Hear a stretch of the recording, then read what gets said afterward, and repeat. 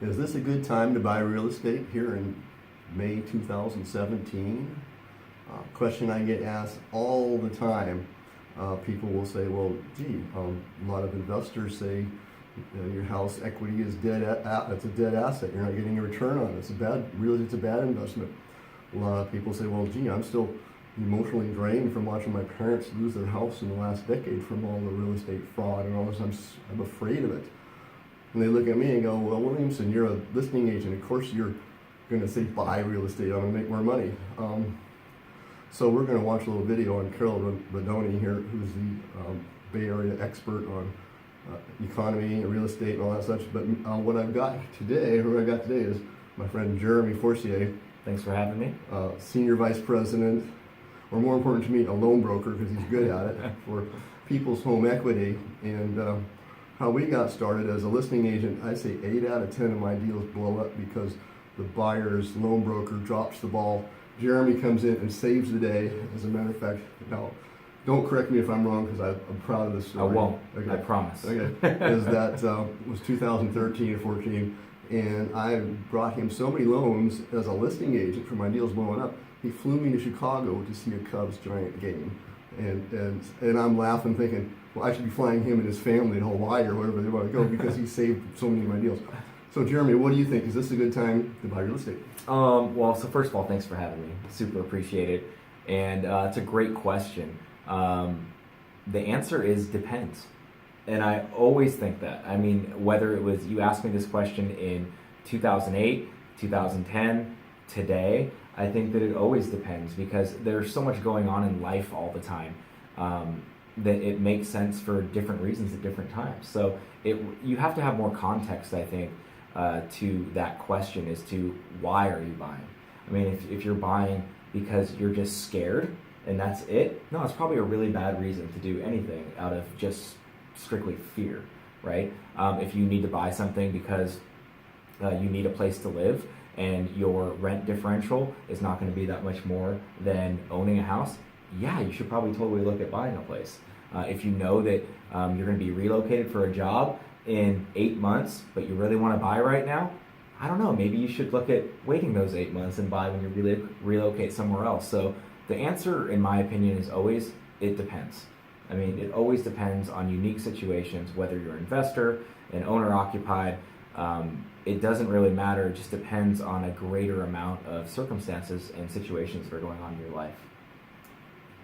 Well put. I wasn't expecting that. You thought I was going to say yes. Yeah, of course. Absolutely. Yeah. Call me. You should send me the money. Yeah, no, anyway, not at all. I got a real treat for you. I've got this videotape. I sat in on a seminar for Carol Rodoni, who is the San Francisco Bay guru for real estate economy. Just a fabulous and I've got about 5 or 6 minutes of video we're going to watch. So she's awesome, by the way. Just watch this. You're in for a treat. Now let me talk a little bit about this real estate market, some of the things that I think that you're experiencing. I was on a radio interview a couple of weeks ago with this woman in New York, and she was going to prep me for a few minutes to ask me some questions, and after I started listening to her, I thought, oh my God, this woman knows nothing about real estate. This is going to be a very bad session. Okay. So the first thing she says to me is, there's nothing affordable in the San Francisco Bay Area. Nobody can afford to live here. And I said to her, that's rather strange because I travel the highways all day and I see a lot of people in cars going someplace, so I assume they're all going someplace. I said to her, but one of the things that really frustrates me about you people in the media is you put these terms on things like there's a bubble, it's overvalued, nothing is affordable, and you do that for a whole huge area. We're 7 regions here in the San Francisco Bay Area, and you assume that's the market. Well, under those 7 regions, there's 9,000 markets by neighborhood, by price point, by location, by zip code, by price point, by exact da-da-da-da-da. So I said to her, let's start with affordability. If you are talking about basically San Francisco, which is Big Mama Papa, it's about $1,100 to $1,300 a square foot to live there. That's not affordable or unaffordable. It's the way it is. You have to have an income that matches that in order to live there. But you can go out to the suburbs, and you can go all kinds of places in the East Bay, to Antioch, to Concord. You can go to Brentwood, you can go to Hayward, you can go to Alameda, to Fremont, to Oakland, and it's not that. You can come over here and go to Novato and Marinwood and go up to Fairfax and those places, and it's not $1,100 to $1,300 a square foot. You can go down the peninsula, you can head down to certain areas in San Jose and Gilroy, Morgan Hill. You can be in Foster City, you can be in Redwood City, and it's not gonna be that price per square foot. So I said to her, it depends where you go, and it depends what you can afford against where you have to live. That's the key. I said that, she made me so mad that I think the second handout I gave you is a BART map. And the reason we have a BART map is it shows you every place that BART goes. Because she said to me after I said that, well, all those places are great, but nobody can get there. So I showed her, yes, people can get there. This is where BART goes, and this is the price per square foot of every city by there. Then she said to me, well, everything in the San Francisco Bay Area is overvalued. So I said to her, okay, let's discuss the word value. Value is the worth of something, what something is worth. It could be jewelry stocks, it could be bonds, it can be real estate. If something is overvalued, you usually have too much of it. Nobody wants it. You price it. They still don't want it. You lower the price, and they don't want it because they don't think it has any value. I said, well, let's talk about our real estate market. We have none, we have none, we have none. Everybody seems to want it. People are running after it. And in many markets, they're even willing to fight to get in, and they're even willing to pay over what people have listed it for in order to get in. So we can say it's valuable, but I don't think you can say it's overvalued. And then on that page with the BART, below that, I listed for you a study done by Realtor.com. It was a survey of the last 10 years in real estate, and it listed what were the 12 or the 20 top metro markets in the nation. 12 of them were in California. Hottest markets, not overvalued, and if you go down that list, you're going to see a lot of them that you know. So you're going to see, obviously, San Francisco, San Jose, Santa Cruz is on that list, but look at the ones you're going to see. You're going to see Stockton, Modesto. Number one, Vallejo, if you could believe that, they were in bankruptcy 3 years ago. So look at that list. We made 12 out of the top 20. So who is she to say that we're overvalued? What she should have said is we're a hell of a valuable place to buy real estate. This is a good thing. So then the next question she said to me is, well, do you think it's a good time to buy real estate? Am I not getting through to this woman or what? I said to her, well, that's the wrong question. I said, the right question is, why wouldn't anybody want to buy real estate? Let's talk about it. Number one, let's look at it as an asset. I know people buy residential real estate because they want to live there, the school district, it's memories, it's all that wonderful emotional stuff. But let's just take it as an asset for the moment. First of all, you're getting in at a very low interest rate today, even if we're at 4.5%. I understand free money's gone, but you still have inexpensive money. If I bought a house for $600,000, and I bought it in 2002, and I paid 7%, and it was a 30-year, 25% down, no funny loan, I'm going to have a payment of about $4,000 a month. Of that, basically, 9% is going to pay down my loan, and all the rest is going to go to the bank. Today, because I don't have to pay 7%, same house, same loan, I'm only paying 4.5%. My payment is $1,000 less a month. That's money I get to keep. And when you make that payment to the bank, 27% goes to pay down your loan, and only the balance goes to the bank. So the fact that you have low interest rates and you can get into an asset that's appreciating means it's like compounding, and my gosh, you're making wealth much faster than you would if interest rates were high. The second thing is, because they call this the American dream, the government has given us so many benefits on real estate that they don't give on other assets. So you go in, you have a mortgage, up to $1.1 million. They still allow you to deduct the interest on that money. Property taxes, if you're not living here and they don't take that all away from you, you get to deduct your property taxes. And if you live in it 2 out of 5 years as your principal residence, you can walk away with $250,000 or $500,000 totally tax-free of any gain. So yeah, based on that, it seems like, can you afford not to buy today in this real estate economy? There's this old adage about if you can find a house that you like, that you can afford, buy it. That's a saying for decades. The problem is, it's just not that easy anymore. There's a lot of work and stuff you got to do. So anyway, Jeremy, what do you think? Is this a good time to buy after watching Carol, or? Yeah, I mean, so my answer always will be, once again, depends.